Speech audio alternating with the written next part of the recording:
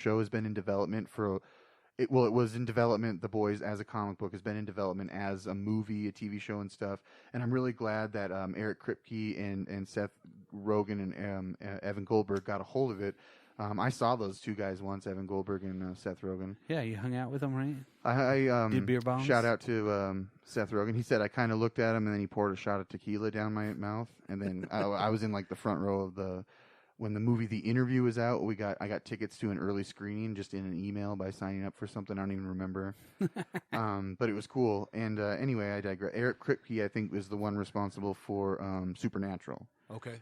If I'm not mistaken. Well, they're all friends of the show anyway, so, you know. Yeah, shout out to those guys. This show, I feel, out of everything, the landscape is, I wouldn't say flooded, but dude, there are so many comic book movies or comic book TV shows out there, you know, even stuff that I like Doom Patrol and stuff that I don't watch, so like Cloak and Dagger on Freeform and The Runaways, and you know, you got Black Lightning and fucking Swamp Thing and Doom. There's just so many. Yeah. And this show is awesome. I think the production's really good. The visual effects are good. The story's cool. They've condensed a lot of what I remember from the comics, but it still all works. There's 8 episodes. It's on Amazon Prime now. I would recommend that for sure, dude. Nice. I dig it. I like it a lot. Preacher Season 4 is going to be premiering this month, too. That's right. They're filming that shit, right? So, and that's always been consistently a good show, too. So, other than that, any other TV news? TV news that you can use. TV news. Channel 5. Oh, yeah. Is streaming on AdultSwim.com 24/7. That's all of Tim and Eric's stuff that they've ever done in a channel, including... I'm not a big fan of Tim and Eric by themselves. I'm just not. I don't know why. I just can't get into it. I can't see them using a scrubby brush to scrub toilets, to scrub somebody's crotch, and then licking it. You know, to me, there's a lot of funny stuff. Weird. The Steve Brule is on there. Steve Brule is the shit. Yeah, well, it's a bunch of that, too. Yeah. And there's like a new show, Scum. They got a lot of Bob stuff. Odenkirk's on there a lot. It's just I think it's pretty funny. Tim Heidecker and Eric Wareheim.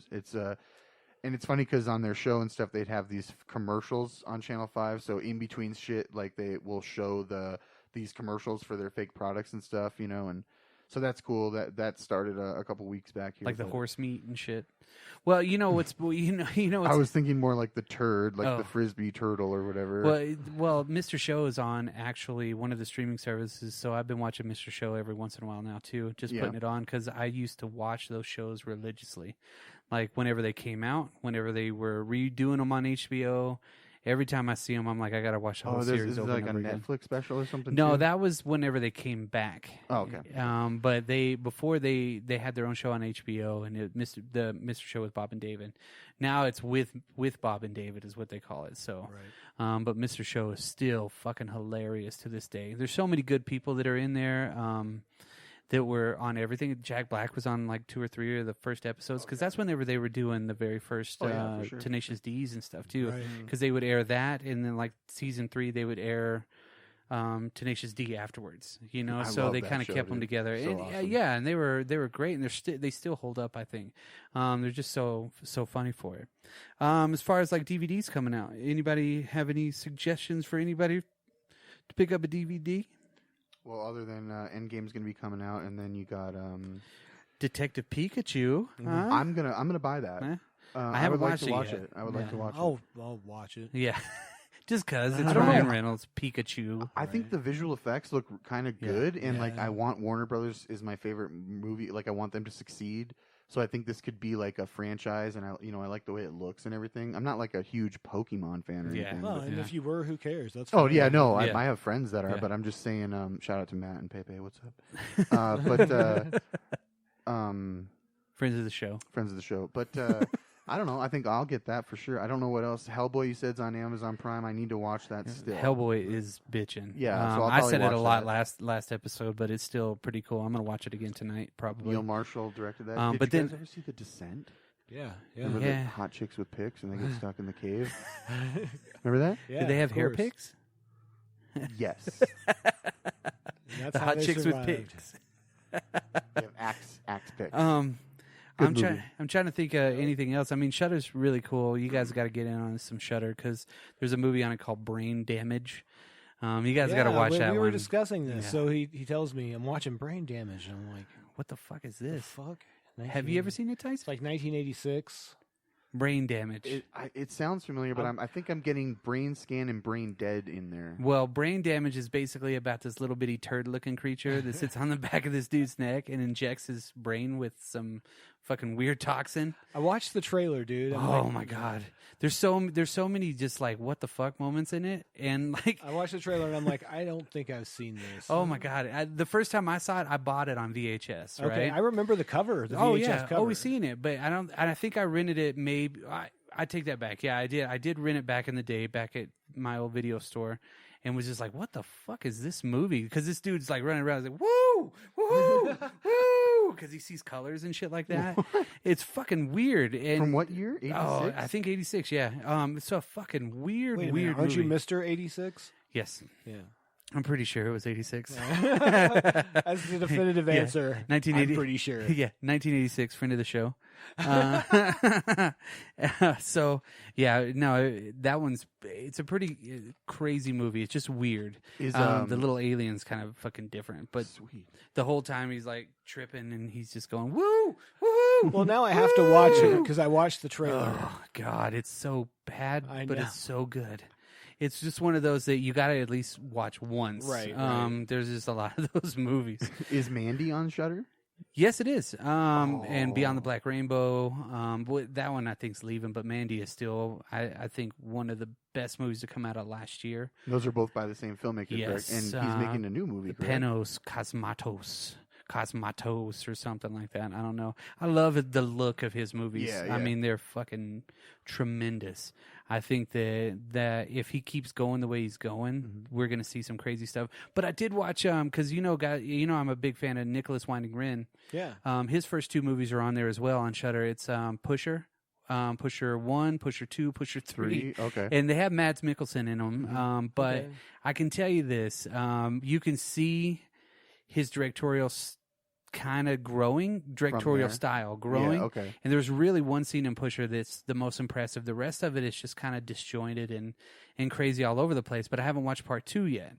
And that might be some, blasphemy for some people, but it's just not that I didn't watch them, but that I didn't think that it was like anywhere near like Drive or I love Drive. Bronson or anything like that. But Valhalla Rising. But I want to see his full body of work, so that's why I'm kind of sitting through those, just to see. So 2's got Mads Mikkelsen; he's the lead.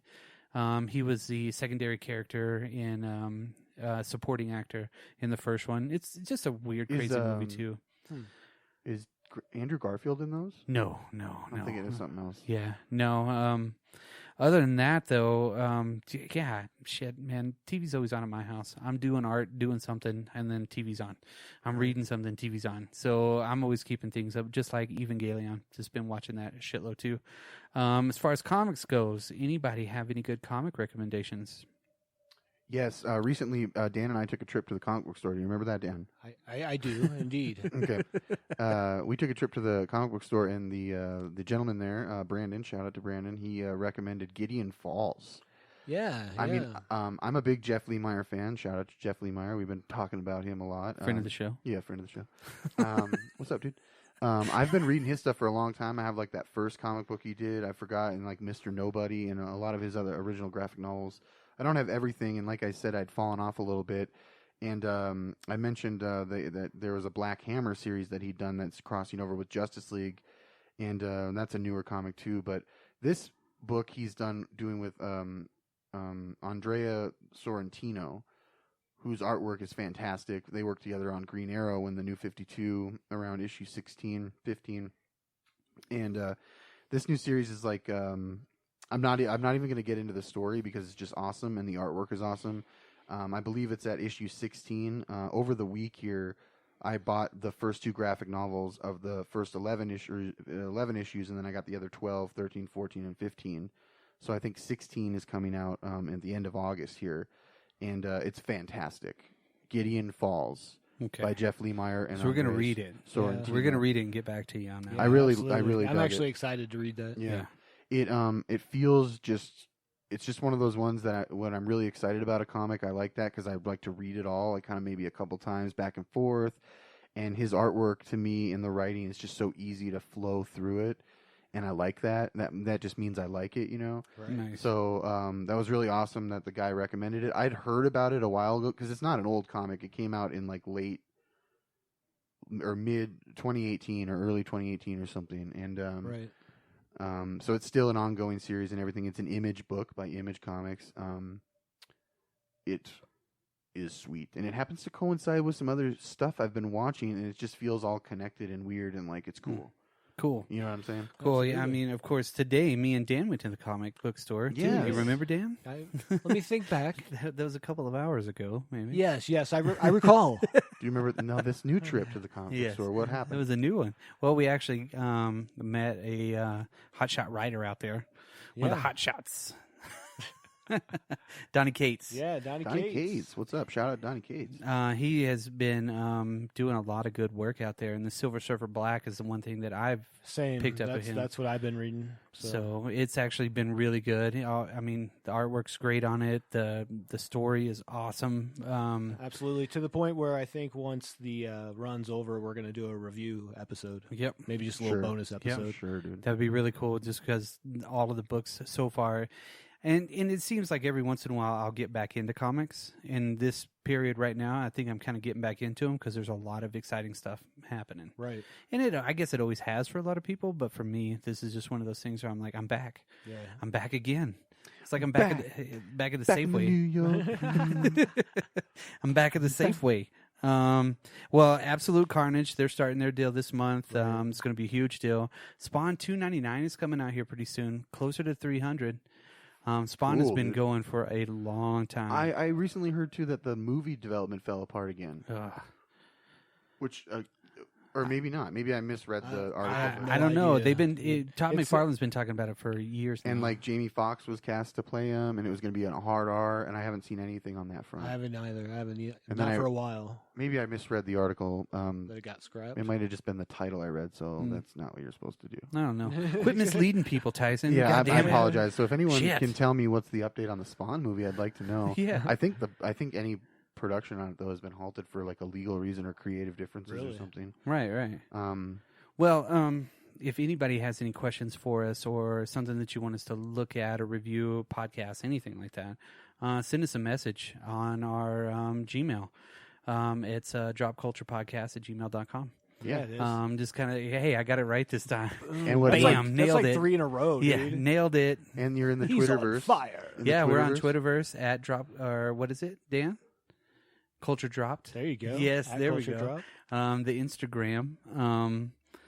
I mean, we're everywhere. We're everywhere you want to be. Yes, and we're always in your pocket if wherever. you really look for wherever us. you get your podcast. We can Apple find Podcast, Google Podcast. Now we got a lot Stitcher, of good. We got a lot of iHeartRadio. Yeah, that's right. So. Yeah. Shout out to iHeartRadio. Yeah.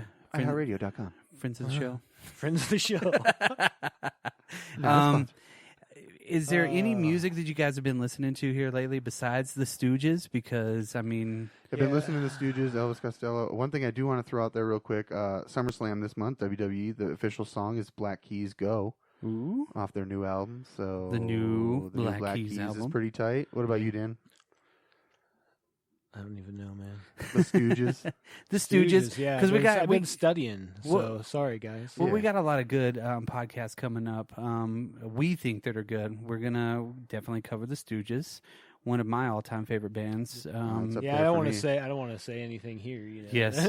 Yeah. No, they're awesome. Their 50th anniversary of the first record's coming up, so that's gonna be awesome. We have our first After Dark podcast, After Dark.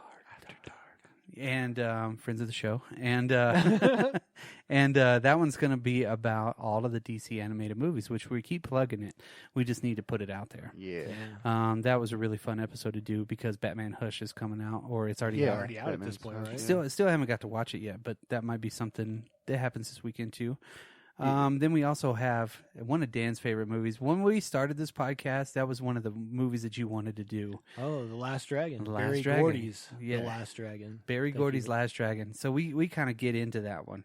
When we go deep into it. Bringing in Show Nuff. I mean, Show Nuff is a guest on that one. Show Nuff.